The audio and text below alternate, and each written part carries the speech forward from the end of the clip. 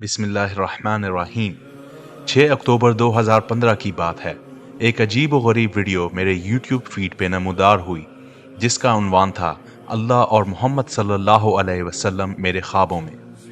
पहली नज़र में इस वीडियो के उन्वान से मुझे अजीब सा लगा, मगर मैंने ये वीडियो सिर्फ इसलिए देखी क्योंकि ये एक पाकिस्तानी शख्स मोहम्मद कासिम बिन अब्दुल करीम के बारे में थी, जो अपने ख्वाबों में अल्लाह और नबी मोहम्मद सल्लल्लाहु अलैहि वसल्लम के साथ बातें करने का दावेदार था। वीडियो के ग्रीन स्क्रीन के साथ और स्टार वार क्रॉल स्टाइल के टेक्स्ट के साथ नाकिस एडिटिंग की गई थी। इस वीडियो में कासिम ने बताया कि उनकी मोहम्मद सल्लल्लाहु अलैहि वसल्लम और अल्लाह के साथ ख्वाबों में पर्दे के पीछे से बात होती है। मैंने सोचा कि ऐसे कैसे हो सकता है। इस बात को नामुमकिन करार देकर मैंने ये वीडियो फौरन बंद कर दी। लेकिन 1 साल बाद मोहम्मद कासिम के मुस्तकिल मिजाजी की वजह से मेरा तजस्सुस एक बार फिर बेदार हुआ। मैंने देखा कि मोहम्मद कासिम ने हर जगह अपने पैगामात पोस्ट किए हुए थे, जैसे IGN, GameSpot, Umma.com, यहाँ तक कि कई क्रिश्चियन फोरम्स पर भी। और यूं मेरे अंदर ये जानने का तजस्सुस पैदा हुआ कि आखिर ये मामला क्या है। कासिम की पोस्ट पढ़कर यह बात समझ आई कि अल्लाह ने उन्हें अपने ख्वाबों को दूसरों से बयान करने का हुक्म दिया है, क्योंकि अल्लाह चाहता है कि हर कोई जान ले कि वो कौन है। इनकी पोस्ट तीसरी जंग अजीम, दज्जाल, ईसा अलैहिस्सलाम, याजूज माजूज और ज़माने आखिर से मुताल्लिक वाक़यात के बारे में भी थीं। और उन्होंने यहाँ तक कहा कि कैसे इन्हें पाकिस्तान का लीडर मुकर्रर किया जाएगा। और उन्होंने ये भी दावा किया कि वो मुस्लिम दुनिया से अंधेरों को दूर करेंगे और उम्मत मुस्लिमा के अंदर हकीकी इस्लाम को नाफिज कर देंगे। फिर मेरे जहन में ये बात आई कि क्या हम मुसलमानों के पास एक ऐसा ही किरदार इमाम मेहदी का नहीं है। मजीद ये कि कासिम के पैगाम में कुछ ऐसी ही बात थी जो मुझे मजीद जानने पर उभरने लगी। शुरू में मैं समझता था कि वो शायद जहनी तौर पर गैर मुस्तहकम हो गए हैं या शैतान के ज़ेर असर आ गए होंगे। ताहम बाद में मुझे इब्न हलीमा नामी एक मशहूर शेख के बारे में पता चला, जो जिन्नों को काबू करने का माहिर हैं।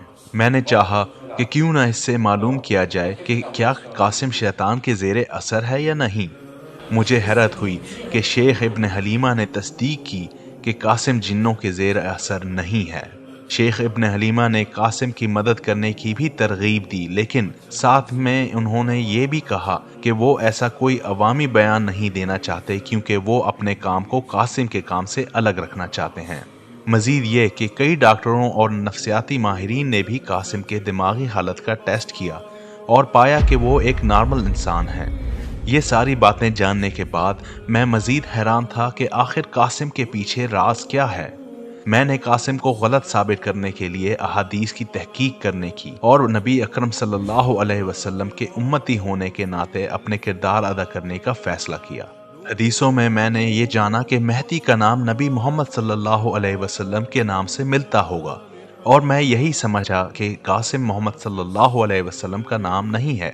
लेकिन मेरी ये बात गलत साबित हुई। मोहम्मद सल्लल्लाहु अलैहि वसल्लम के नामों में से एक नाम कासिम भी है, और कासिम के वालिद का नाम अब्दुल करीम अब्दुल्ला के नाम के साथ ममासलत रखता है। चूंकि अब्दुल्ला और अब्दुल करीम दोनों ही अल्लाह के नामों में से हैं और दोनों का मतलब अल्लाह का बंदा है, जैसा कि अल्लाह को अल करीम के नाम से भी जाना जाता है।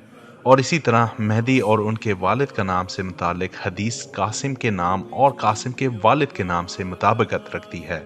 ये बात तो मैंने मान ली, लेकिन मैं समझता था कि मेहदी पाकिस्तानी नहीं हो सकता। वो लाजमन मदीना के अरबी होंगे और अरबी बोलते होंगे, और वो ख्वाब शेयर नहीं करेंगे। मगर ये बात भी मेरी गलत साबित हुई। हैरत की बात यह है कि मुझे एक भी मशहूर हदीस ऐसी नहीं मिली जिसमें यह बताया गया हो कि मेहदी अरबी होंगे या अरबी बोलेंगे। दर हकीकत रसूलुल्लाह सल्लल्लाहु अलैहि वसल्लम ने फरमाया था कि उनके इस दुनिया से जाने के बाद उनके अहले बैत को मसायब, बेदखली और जलावतनी का सामना रहेगा, यानी वो अरब से निकाले जाएंगे और दूसरे मुल्कों में चले जाएंगे। इसके अलावा बीबी फातिमा रज़ी अल्लाह ताला अन्हा के नस्ल में से लोग, जिसको मेहदी की नस्ब माना जाता है, अपनी कौम और सकाफत से बाहर शादियां करते रहे हैं। लिहाजा ये बात यकीनी नहीं कि मेहदी अरबी ही होगा। मिसाल के तौर पर हुसैन रज़ी अल्लाह ताला अन्हा ने शहर बानो फारिस की बेटी से शादी की। इसी तरह मूसा बिन जाफर अस-सादिक ने हमेदा से शादी की, जो अल अंदलस यानी स्पेन से ताल्लुक़ रखने वाली थीं और बर्बर कौम से थीं। दौरे हाजिर में दुनिया के कोने कोने में सैयद या आले मोहम्मद सल्लल्लाहु अलैहि वसल्लम मौजूद हैं। एक और हदीस मेहदी को हज़रत हुसैन बिन अली रज़ी अल्लाह ताला अन्हो की नस्ल से पैदा होने वाले एक शख्स बताती है जो मशरिक से ज़ाहिर होगा। इब्ने कसीर अपनी तफसीर में बयान करते हैं कि जब क़यामत करीब आएगी तो अल महदी मशरिक में ज़ाहिर होंगे। मशरिक के कुछ लोग उनकी हिमायत करेंगे और वो उन्हें अपना सुल्तान यानी मुस्लिम हुक्मरान मुकर्रर करेंगे। इनका निशान स्याह होगा क्योंकि रसूलुल्लाह सल्लल्लाहु अलैहि वसल्लम के झंडे का रंग भी काला था। एक दूसरी हदीस में ये भी बताया गया है कि मशरिक से लोग आएंगे और अल महदी के लिए रास्ता हमवार करेंगे, यानी उनकी हुकूमत के लिए रास्ता हमवार करेंगे। तहकीक के दौरान मुझे ये भी मालूम हुआ कि मेहदी की खिलाफत के मनसब पर फायज होने की कहानी उमर अब्दुल अजीज़ के खलीफा बनने की दास्तान से मुमासलत रखती है। उलमाए दीन कहते हैं कि उमर अब्दुल अजीज़ इब्तिदाई तौर में मदीना के गवर्नर थे और बाद में मजलिस शूरा के तमाम अरकान के मुत्तफ़िका फैसले से खलीफा मुकर्रर किए गए। उमर अब्दुल अजीज़ को बतौर गवर्नर उनके काम की वजह से लोगों ने सराहा था और बाद में उन्हें बैयत कबूल करने पर मजबूर किया था। इस तरह मेहदी को भी मशरिक की किसी कौम की तरफ से इब्तिदा में सुल्तान या लीडर मुकर्रर किया जाएगा और फिर उनके काम को सराहने के बाद मुस्लिम दुनिया के खलीफा बनने पर मजबूर किया जाएगा। मैंने कासिम के ख्वाब में एक हैरान कुन चीज़ पाई है और वो ये है कि पाकिस्तान की कौम के ज़रिए उन्हें पाकिस्तान का रहनुमा या लीडर बनाया जाएगा। उन्हें मक्का बुलाया जाने से पहले मुझे ये बात अजीब लगी कि इस तफसील के ज़िक्र जदीद दौर के उलमाए कराम ने कभी नहीं की और बावजूद ये कि पुराने उलमा ने इसका ज़िक्र किया है। और सच पूछें तो ये बात समझ में आती भी है कि अगर मेहदी एक दिन मक्का मुकर्रमा में इत्तेफाकी तौर पर ज़ाहिर हो जाएं तो लोग कैसे जानेंगे कि वो मेहदी हैं। मेरा मतलब है कि इस शख्स ने कौन से ऐसे काम किए होंगे कि लोग पहचान जाएंगे कि ये शख्स वाकई मेहदी है। लिहाजा समझ आती है कि मेहदी ने कुछ आमाल और अफ़ाल ऐसे किए होंगे जिनकी वजह से लोग उन्हें पहचानने लगेंगे। आम तौर से मुसलमानों में ये अकीदा पाया जाता है कि मेहदी अरबी होगा। इस अकीदे की तायीद नबी अकरम सल्लल्लाहु अलैहि वसल्लम की उस हदीस से होती है जिसमें कहा गया है कि अहले मदीना में से एक शख्स मदीना से मक्का भागेगा और उसे मेहदी के तौर पर पहचाना जाएगा। ताहम अगर इस हदीस का तज्जिया और मुतालिया किया जाए तो ये बात वाज़ेह हो जाती है कि अहले मदीना में से होने का ये मतलब हरगिज़ नहीं कि मेहदी अरबी होंगे, यानी वो अहले बैत में से तो होंगे लेकिन दुनिया में किसी भी मुल्क में रहाइश पजीर हो सकते हैं, ज़रूरी नहीं कि अरब में ही हों, क्योंकि जदीद दौर में बहुत से लोग मुख्तलिफ वजूहात की बिना पर दूसरे मुल्कों में हिजरत कर चुके हैं, जैसे कि मुलाजमत या बेहतर ज़िंदगी के लिए। जैसे इस वक्त मदीना के मकामी लोगों में हिंदुस्तानी, अफ्रीकी और पाकिस्तानी नस्ल के लोग शामिल हैं जो 3 नस्लों से सऊदी अरब में आबाद हैं और इनकी तादाद मदीना की आबादी से तकरीबन 40% है। और अगर आप ख़वातीन की तादाद को इसमें से निकाल दें तो ये शुमार 60% तक पहुँच जाएगा। ये लोग दीगर अरबों की तरह वहाँ काम करते हैं, शादी करते हैं और बच्चे पैदा करते हैं, यहाँ तक कि वो पहचानने नहीं जाते कि वो अरब से हैं या गैर मुल्की हैं। बिल्कुल इसी तरह मेहदी मुख्तलिफ पस मंज़र से आ सकते हैं और ज़रूरी नहीं कि वो अरब ही में रहते होंगे। एक और बात काबिल गौर है कि इस हदीस में इख्तिलाफ है कि बनु हाशिम में से एक शख्स मदीना से मक्का भागेगा। बनु हाशिम कुरैश का वो कबीला है जिससे रसूलुल्लाह सल्लल्लाहु अलैहि वसल्लम का ताल्लुक था। जदीद दौर में ये बनु हाशिम से ताल्लुक रखने वाले अफराद दुनिया भर में फैल चुके हैं, जैसे शुमाली अफ्रीका में साबिक बादशाह मोहम्मद शिशिम, तुर्की में अबू बकर अफंदी और यहाँ तक कि जनूब मशरकी एशिया में बाफकी थंगल के ताल्लुक भी बनु हाशिम से ही है। یہ بات اہمیت کے حامل ہے کہ محمد صلی اللہ علیہ وسلم کی نسل کو سید کہا جاتا ہے اور انہیں نبی صلی اللہ علیہ وسلم کی وفات کے بعد تکلیفوں، بے دخلی اور جلاوطنی کا سامنا کرنا پڑا۔ جیسے نبی محمد صلی اللہ علیہ وسلم نے فرمایا تھا کہ میرے اس دنیا سے جانے کے بعد میرے اہل بیت کو مصائب، بے دخلی اور جلاوطنی کا سامنا رہے گا، یہاں تک کہ مشرق سے کچھ لوگ آئیں گے جو کہ کالے نشانوں کے ساتھ نمودار ہوں گے یا کالے جھنڈوں کے ساتھ۔ وہ لوگ کسی اچھی چیز کا نقاضا کریں گے جو انہیں نہیں دی جائے گی، پھر وہ لڑیں گے اور فتح حاصل کریں گے، پھر ان کو وہ دیا جائے گا جو وہ چاہتے تھے، لیکن وہ قبول نہیں کریں گے اور میرے خاندان کے ایک آدمی کو قیادت کے عہدے پر فائز کر دیں گے۔ لہٰذا مدینہ سے مکہ بھاگنے والا شخص ضروری نہیں کہ کوئی عربی ہی ہو، بلکہ ضروری یہ ہے کہ وہ بنو ہاشم سے تعلق رکھنے والا ہو، اور یہ بھی ہو سکتا ہے کہ وہ ہو تو بنو ہاشم کا لیکن مختلف پس منظر اور عرب کے علاوہ کسی اور ملک سے تعلق رکھتا ہو، مگر اس کا سلسلہ نسب رسول صلی اللہ علیہ وسلم تحق جاتا ہو، جیسا کہ ایک اور حدیث میں مذکور ہے کہ مہدی حضرت فاطمہ رضی اللہ تعالی عنہا کے نسب سے ہوں گے۔ تاہم میں اس نتیجے پر پہنچا ہوں کہ مہدی کو قومیت عربی نہیں ہوگی، کیونکہ نبی محمد صلی اللہ علیہ وسلم کی حدیث اس بات کی تائید نہیں کرتی کہ مہدی لازماً عربی ہی ہوں گے، بلکہ اس بات کی طرف تائید کرتی ہے کہ مہدی مشرق کی جانب سے آئیں گے اور حضرت فاطمہ رضی اللہ تعالی عنہا کی نسل سے ہوں گے۔ ابتدا میں مشرق کے کوئی قوم ان کو ان کے زبردست اعمال و افعال کی وجہ سے سراہے گی اور پھر ان کی حکومت کے لیے راستہ ہموار کرے گی اور انہیں اپنا سلطان یا رہنما کے طور پر فائز کرے گی، اور پھر مہدی کو پوری امت مسلمہ تسلیم کر لے گی اور ان کی قوم کے لوگ یعنی مشرق کے لوگ ان کی حمایت اور دفاع کریں گے اور ان کے ساتھ سیاہ نشان ہوں گے اور بالآخر کار ان کی بیعت یا مہدی کی تقرری کی راہ ہموار کر دیں گے، اور جو المہدی کے مخالفت میں کھڑے ہوں گے وہ اس سے لڑیں گے تاکہ استحکام بحال ہو اور لوگوں کو یقین دلایا جائے گا کہ نبی محمد صلی اللہ علیہ وسلم کے خاندان سے یا اہل بیت سے تعلق رکھنے والے ایک شخص کو حکمرانی سونپ دی جائے گی۔ محمد قاسم ان تمام باتوں پر پورا اترتے ہیں، وہ اپنے خوابوں کو پوری دنیا سے شیئر کرتے ہیں اور پاکستانی قوم ایک دن دیکھے گی کہ کیسے اللہ نے قاسم کی مدد کی اور پھر قاسم کے ذریعے پاکستانی قوم کی مدد کرے گا، اور پھر وہ لوگ قاسم کو اپنے رہبر بنائیں گے۔ قاسم کا تعلق بھی رسول اللہ صلی اللہ علیہ وسلم کے خاندان سے ہے، اس لیے وہ اس معیار پر پوری طرح فٹ بیٹھے جاتے ہیں۔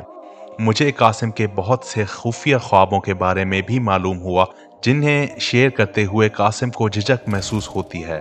ان کے خوابوں میں ایک خواب ان کا اس حدیث سے متعلق بھی تھا اور انہوں نے یہ بھی بتایا کہ یہ واقعات کب اور کیسے پیش آئیں گے۔ قاسم کا یہ بھی کہنا ہے کہ پاکستان کی قوم ہی دراصل سیاہ نشان کی علمبردار قوم ہے۔ میں اس بات کو بھی نہیں مانتا تھا کیونکہ حدیث کے مطابق سیاہ نشانوں والی قوم خراسان سے ہوگی، اور جہاں تک میرا علم تھا میں سمجھتا تھا کہ خراسان پاکستان نہیں ہے۔ تاہم حضرت محمد صلی اللہ علیہ وسلم کے حیات طیبہ کے دور کے خراسان کی سلطنت کے نقشے کے باریک بینی سے جائزہ لینے کے بعد یہ بات کھل کے سامنے آتی ہے کہ خراسان صرف افغانستان تک محدود نہیں تھا، بلکہ اس میں پاکستان کے کافی حصے بھی شامل تھے۔ یہاں پر یہ نوٹ کرنا ضروری ہے کہ خراسان کے مختلف نقشے تاریخ کے مختلف ادوار میں پیش کیے گئے ہیں، کیونکہ کوئی بھی سلطنت وقت کے ساتھ ساتھ سرحدی تبدیلیوں سے گزرتی ہے، لہٰذا حضرت محمد صلی اللہ علیہ وسلم کے الفاظ سے قریب تر رہنے کے لیے میں نے نبی صلی اللہ علیہ وسلم کے دور کے خراسان کی جغرافی حدود کی تحقیق کی اور بالآخر اس نتیجے پر پہنچا کہ پاکستان کا ایک حصہ در حقیقت خراسان کے علاقے میں واقع ہے۔ پھر میں نے سوچا کہ قاسم اپنے خوابوں کو دوسروں سے شیئر کرنے اور بتانے پر کیوں مجبور ہوئے۔ میں ان کے پاس پہنچا اور ان سے سوال کیا تو انہوں نے مجھے بتایا کہ انہیں اللہ کا حکم ہوا ہے۔ اللہ نے ان سے کہا، قاسم میں چاہتا ہوں کہ سب کو معلوم ہو کہ تم کون ہو۔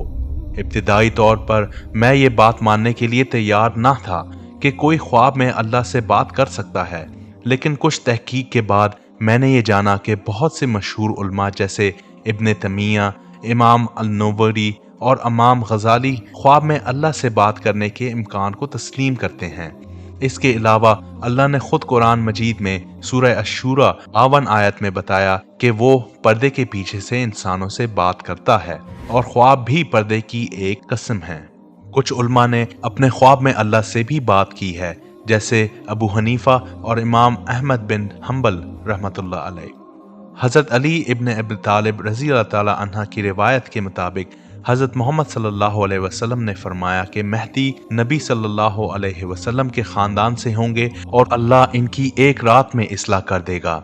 दूसरी रिवायत में बताया गया है कि अल्लाह मेहदी को इल्हाम देगा और उसको एक रात में कामयाबी के साथ अपने मनसब तक पहुंचाने के लिए तैयार कर देगा। उल्मा ने इस हदीस की तफसीर में कहा है कि मेहदी शायद इससे पहले बहुत दीनदार फर्द नहीं होगा और अल्लाह इसे माफ़ कर देगा, इसे सलाहियत और तफहीम अता कर देगा और इसे इल्हाम की सलाहियत भी देगा। उसकी अहमियत एक रात में सामने आ जाएगी जब वो दीन और दानिश के इमाम यानी मेहदी के तौर पर ज़ाहिर हो जाएगा, लेकिन इससे पहले वो एक आम इंसान ही होगा। इब्ने माजा जैसे उल्मा ने लिखा है कि मेहदी अपने मनसब पर फायज होने से पहले एक बाअमल मुसलमान नहीं होगा और एक रात में वो तौबा करके दुनिया के सबसे परहेजगार शख्स बन जाएगा। इस तरह जैसे कि हदीस में बयान किया गया है, कासिम फिलहाल एक मजहबी शख्स नहीं है और उन्होंने अवाम को अपनी हकीकत के बारे में साफ बताया है और वो खुद को कोई पहुंची हुई शख्सियत साबित नहीं करते। इस लिहाज से वो एक सच्चे और कहरे इंसान हैं कि उन्हें अपने बारे में एक एतराफ़ करने की हिम्मत है कि वो जैसे हैं लोगों के सामने अपने आप को वैसा ही बताते हैं, लेकिन साथ में ये भी कहते हैं कि वो अल्लाह की मदद के मुंतज़िर हैं। इसके बाद मैंने ज़रूरी समझा कि मैं कासिम की शक्ल के बारे में जानने की कोशिश करूं। मेहदी के बारे में बहुत सी रवायात हैं, लिहाजा मैं सिर्फ वो रवायात इस्तेमाल करूंगा जो सच हैं और उनके अहादीस का मवाजना मैं कासिम के साथ करूंगा। रसूल अल्लाह सल्लल्लाहु अलैहि वसल्लम ने फरमाया, मेहदी मेरी नस्ल से होगा और उसकी पेशानी चौड़ी और नाक ऊंची होगी। कासिम इस तस्वीर के साथ पूरी तरह ममासलत रखते हैं और एक आम शख्स हैं जिनकी नाक सीधी और ऊंची और खड़ी है और पेशानी चौड़ी है। शुरू में मैंने ये समझा था कि मेहदी 40 साल की उम्र में जाहिर हो जाएगा, लेकिन मैं गलत था। इसको भी समझाना ज़रूरी है और वो ये है कि मेहदी ज़हूर और इंतखाब दो अलग अलग चीज़ें हैं। नईम बिन हम्माद की किताब अल-फितन के मुताबिक फतादा ने बयान किया है कि अब्दुल्ला बिन अल-हारिस ने कहा, मेहदी 40 साल की उम्र में जाहिर हो जाएगा, वो बनी इसराइल के लोगों जैसा दिखाई देगा। कासिम ने जब अपनी पहली वीडियो यूट्यूब पर अपलोड की थी तो उस वक्त उनकी उम्र 39 या 40 साल के करीब थी और यही वो वक्त था जब उन्होंने अपने ख्वाबों को शेयर करने का आगाज़ किया था और वो दुनिया के सामने जाहिर हुए थे। यानी ये बात कि मेहदी 40 साल की उम्र में जाहिर होगा, ये बात भी कासिम पर सादिक उतरती है। जहाँ तक कि इमाम अल मेहदी का खलीफा मुंतखब होने के वक्त उनकी उम्र का ताल्लुक है तो एक ताबी जिनका नाम समीत है कहते हैं इसका नाम यानी अल मेहदी का नाम नबी सल्लल्लाहु अलैहि वसल्लम के नाम से ममासलत रखता होगा और उसकी उम्र 51 या 52 साल की होगी और लोगों पर 7 साल हुकूमत करेगा। कुछ और रवायात में उन्होंने कहा 8 साल हुकूमत करेगा। मुझे सब कुछ समझ में आने लगा। जिन उल्मा को अहदीस की पहेलियों को जोड़ने में मुश्किल होती है उनको भी अब समझ में आ जाना चाहिए। जब मैंने कासिम के ख्वाबों के तनाज़ुर में हदीसों का जायज़ा लिया तो मुझे तहकीक का एक मुनफरद और जदीद नुक्ता नज़र मिल गया जिसकी तलाश उससे पहले किसी उल्मा या आलिम की तरफ से नहीं थी। कासिम के ख्वाबों की गहराई में जाने से मुझ पर यह बात खुलकर सामने आई कि ऐसे लोग भी हैं जो इन ख्वाबों को महज ये कहकर रद्द कर देते हैं कि सब कुछ हदीस में लिखा है, लेकिन मैं इन लोगों से मुत्तफिक नहीं हूँ और मैं कहता हूँ कि कासिम के ख्वाब इसी मौजू पर जदीद नुक्ता नज़र पेश करते हैं। अपनी बात को साबित करने के लिए मैं कासिम के ख्वाबों से 4 मिसालें पेश करूँगा। मज़ीद शवाहिद मौजूद हैं जिन पर मैंने इन तहकीक करके अपनी किताब में लिखा है, जिस किताब को मैं जल्द आम कर दूँगा। पहली बात, कासिम ने इस्लाम के 3 किलों का हवाला देते हुए कहा है, सबसे पहले तुर्की ज़वाल पज़ीर होगा, इसके बाद दज्जाल का महल तामीर होगा, फिर सऊदी अरब के भी तरक्की वाला हाल हो जाएगा, फिर शैतानी कुव्वतों की तवज्जो पाकिस्तान की तरफ होगी, लेकिन अल्लाह पाकिस्तान को काले लड़ाके जंगी जहाज़ों से बचा लेगा। यानी काले जंगी जहाज़ों से बचा लेगा। वैसे तो एक गैर माकूल क़यास आराई लगती है, लेकिन नोट करने वाली बात यह है कि इस पर हदीस से मौजूद हैं जो कासिम की पेशनगोइयों की तस्दीक करती हैं। रसूल अल्लाह सल्लल्लाहु अलैहि वसल्लम ने फरमाया, यरूशलेम की तरक्की उस वक्त होगी जब यस्रिब तबाह होगा। यस्रिब की तबाही उस वक्त होगी जब अजीम जंग होगी। अजीम जंग का आगाज कुस्तनतैनिया की फतह के वक्त होगा। कुस्तनतैनिया फतह होगा तो दज्जाल निकल आएगा। आप सल्लल्लाहु अलैहि वसल्लम ने अपना हाथ अपनी रान या कंधे पर मारा और फरमाया कि ये इतना ही सही है जैसा कि तुम यहाँ बैठे हो या मैं बैठा हूँ। कासिम के ख्वाब तीसरी जंग अजीम के मराहिल का खाका पेश करते हैं और इस वक्त पाकिस्तान कासिम की क़यादत में तरक्की कर रहा होगा और तीसरी जंग अजीम इस वक्त शुरू होगी जब कुस्तनतैनिया यानी तुर्की काफरों के हाथ में होगा, यानी जवाल पजीर होगा। यरूशलेम तरक्की करेगा क्योंकि यहूदी मजीद ताकत हासिल कर लेंगे और यरूशलेम में दज्जाल का महल यानी तीसरा हैकल तामीर करेंगे। यानी इस वक्त इसराइल की रियासत अपने अरूज पर होगी और जब ऐसा होगा तो वो यस्रिब तबाह हो जाएगा, यानी तबाही की तरफ बढ़ रहा होगा और ये उस वक्त होगा जब इस्लाम के दूसरे किले सऊदी अरब का जवाल होगा।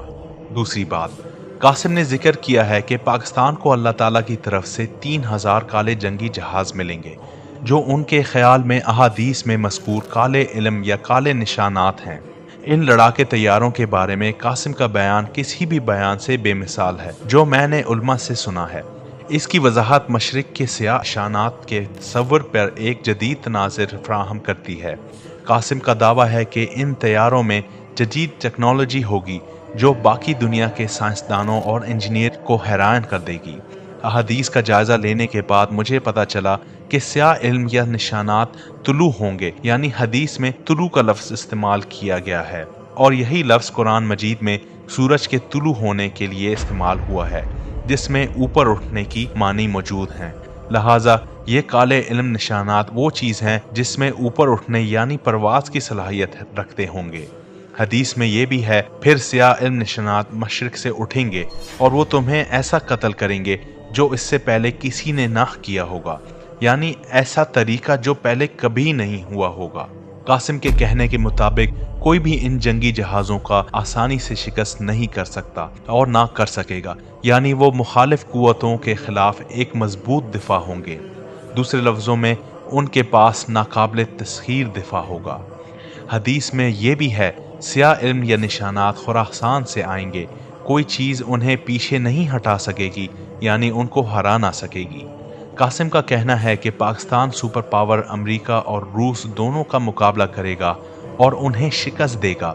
इससे मुझे अंदाज़ा होता है कि स्याह निशानात का अलंबरदार फौज किसी भी दूसरे कौम के मुकाबले में गैर मामूली जंगी सलाहियतों का हामिल होगी, क्योंकि वो एक ही वक्त में दोनों सुपर पावर से लड़ने के काबिल होगी। और हदीस में बताया गया है कि मलहमा जंग अजीम में एक झंडा हक का होगा और जो दूसरी तरफ 80 झंडों की झूठ यानी बातिल के खिलाफ लड़ेगा। और कासिम यहाँ तक कहते हैं कि हम पर यह जंग मुसल्लत की जाएगी और हमें अपना दिफा करना पड़ेगा और हमारे दुश्मन को खुद मौत का शौक होगा तो हम क्या करें। हदीस में है कि फिर स्याह इल्म निशानात मशरिक से उठेंगे और वो तुम्हें ऐसा कत्ल करेंगे जो इससे पहले किसी ने ना किया होगा, यानी ऐसा तरीका जो पहले कभी नहीं हुआ। मैं चाहता हूँ कि आप इस हदीस पर 1 मिनट के लिए गौर करें। तारीख़ इंसान में हम तलवारों, ढालों, झोड़ों, हत्ता के तीरों और कमानों से भी लड़े हैं, और अगर हदीस ये कह रही है कि वो आपको इस तरह से मारेंगे जो इससे पहले किसी ने इस तरह ना मारा होगा, तो गालिबन वो एक जदीद किस्म की टेक्नोलॉजी होगी, लेकिन अल्लाह बेहतर जानता है। कासिम का कहना है कि मुसलमान स्याह इल्म निशानात को बरोए कार लाते हुए यरूशलेम और यूरोप समेत मुसलमानों के खोए हुए इलाकों पर दोबारा कब्जा कर लेंगे, यानी स्याह लड़ाके तैयारे अपने जदीद टेक्निक और आली कुव्वत की वजह से जंग के दूसरे तमाम हथियारों को मात देंगे और कोई भी चीज़ इन्हें आसानी से नहीं हरा सकेगी। मैं चाहता हूं कि आप भी इस बारे में गौर करें। आज के दौर में अगर कोई फौज स्याह झंडों वाली ज़मीन पर लड़ रही हो तो क्या दुश्मन की फौज लड़ाके तैयारों का इस्तेमाल करते हुए उन्हें आसानी से ख़त्म नहीं कर सकती? ذرا آذربائیجان اور آرمینیا کے درمیان ہونے والے جنگ کے نتائج کو دیکھیں۔ آذربائیجان نے ڈرون کے استعمال سے جنگ کا رخ کیسے بدل دیا۔ حدیث میں ہے کہ خراسان سے سیاہ علم نشانات جھنڈے اٹھیں گے جن کو یروشلم میں نصب ہونے تک کوئی چیز پیچھے نہیں ہٹا سکے گی۔ تو سیاہ علم نشانات کا خلاصہ یہ، وہ سیاہ علم نشانات طلوع ہوں گے، اشارہ ہے کہ اوپر اٹھیں گے، پرواز کریں گے، وہ غیر معمولی انداز میں حملہ کریں گے۔ اس سے پہلے کسی بھی جنگی ہتھیار سے مختلف ان کے اندر ایک غیر معمولی جنگی صلاحیت ہوگی۔ ان کا ایک ناقابل تسخیر دفاع ہوگا، انہیں کوئی بھی چیز آسانی سے پیچھے نہیں ہٹا سکے گی، جو یقینی طور پر گھوڑے نہیں ہو سکتے، اور وہ یروشلم پہنچ جائیں گے اور جو بھی ان کے راستے میں آئے گا اس کو تہس نہس کر دیں گے، یعنی کہ وہ طاقت میں برتر ہوں گے۔ تو پش مشرق کی طرف سے جو سیاہ علم نشانات یا سیاہ جھنڈے ہیں وہ دراصل بلیک جیٹ فائٹرز یعنی کالی جنگی جہاز ہی ہیں، اور اس کی وجہ بھی بنتی ہے کیونکہ اگر قاسم پاکستان میں اسلامی حکومت قائم کرتے ہیں تو انہیں پاکستان کا دفاع مضبوطی کے طور پر کرنا پڑے گا، اور یہ خلافت کے قیام کا ایک اعلیٰ معیار بھی ہے، جیسا کہ امام نووی رحمۃ اللہ علیہ بیان کرتے ہیں کہ خلیفہ کو مسلمانوں کو ہر قسم کے نقصانات سے بچانے کے قابل ہونا چاہیے تاکہ مسلمان اس کی قیادت میں نقصانات سے محفوظ رہیں، اور خلیفہ مومنوں کے لیے ڈھال کی طرح ہوتا ہے۔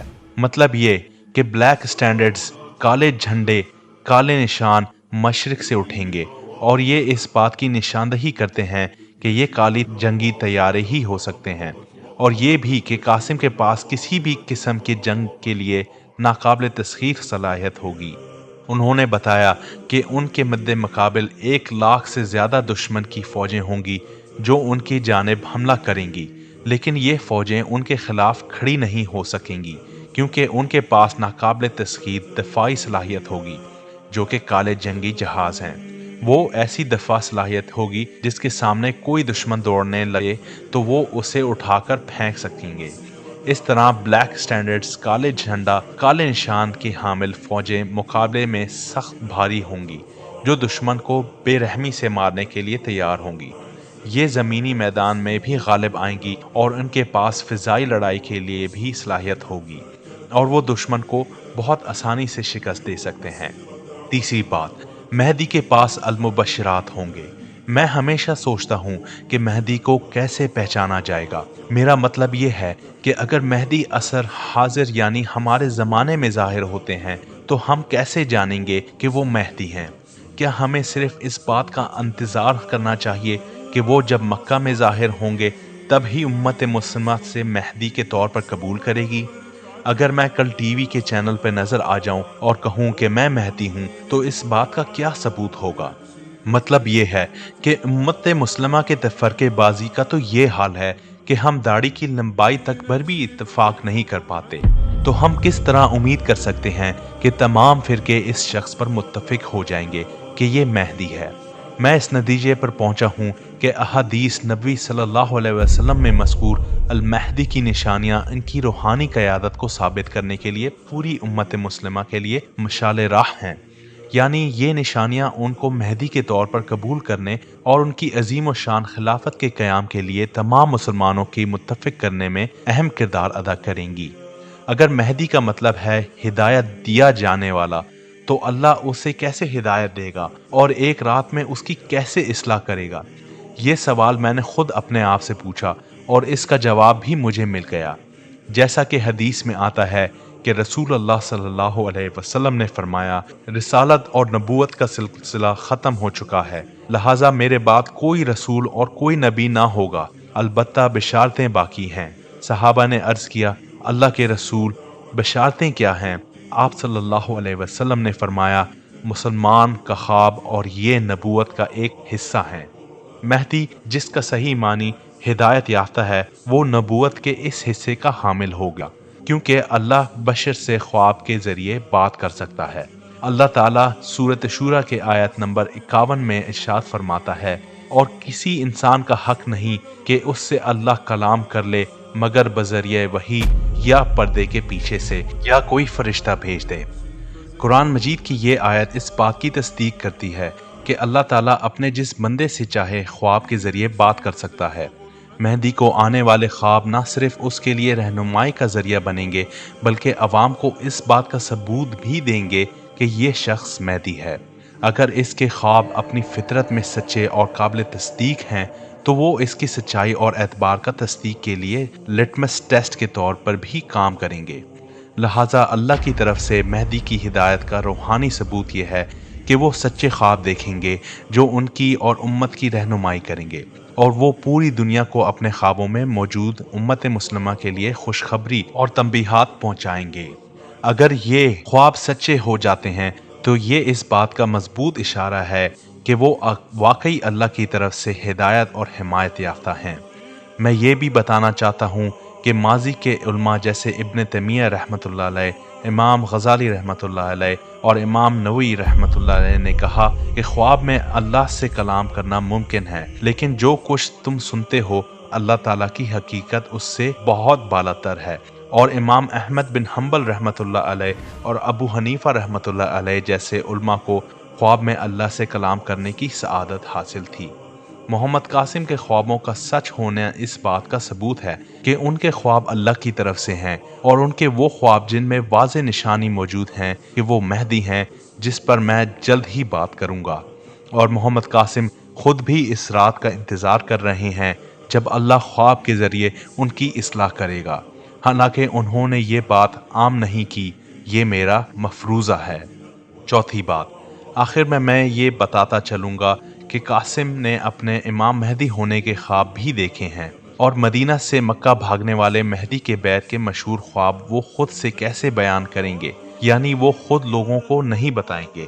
مجھے حال ہی میں ان کے خفیہ خوابوں کا علم ہوا اور میں نے یہ فیصلہ کیا میں اسے عوام کے سامنے پیش کروں، کیونکہ محمد قاسم کبھی بھی مہدی ہونے کا دعویٰ نہیں کریں گے اور نہ ہی اس خواب کو دوسروں سے شیئر کریں گے، کیونکہ مہدی کا نام کا ذکر انہیں پریشان کر دیتا ہے۔ میرا خود سے ان کے خفیہ خوابوں کو بیان کرنے کی وجہ یہ ہے کہ محمد قاسم کو اللہ کی طرف سے اپنے تمام خواب شیئر کرنے کا حکم دیا گیا تھا، اور انصاف کا تقاضا بھی یہی ہے کہ عوام کو ان کے تمام خوابوں کا پتہ چلے تاکہ یقین کرنے یا نہ کرنے کا فیصلہ آپ خود کریں۔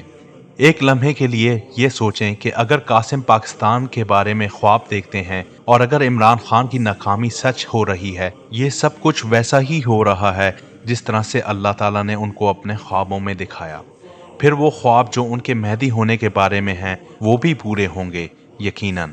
میں نے اپنی تمام تحقیقات اور ان کے نتائج کے ساتھ جلد ہی ایک کتاب اپلوڈ کرنی ہے۔ نفرت انگیز تبصرہ کرنے سے پہلے میں آپ کو مشورہ دوں گا کہ آپ اپنے فیصلے میں جلد بازی نہ کریں۔ اگر کوئی سوال ہے تو کامنٹ سیکشن میں بلا جھجک پوچھیں، اور میں آپ کو مشورہ دوں گا کہ آپ اس پیغام کی چھان بین کریں، ایسا نہ ہو کہ بالآخر محمد قاسم کا انکار کر کے آپ خود کو پچھتانا پڑے، اور سب کچھ اللہ ہی بہتر جانتا ہے، بے شک اللہ ہر چیز پر قادر ہے۔ صوت دعوتنا يعلو صوت دعوتنا فتاة الخير يا أملا فتاة الخير يا أملا تنير مسير دعوتنا وتوقيد مشعل الإيمان كي تنجو بأمتنا وترفع راية القرآن تحدو ركب عزتنا وتسمو في العلا قيما وتحدو ركب سنتنا فتاة الخير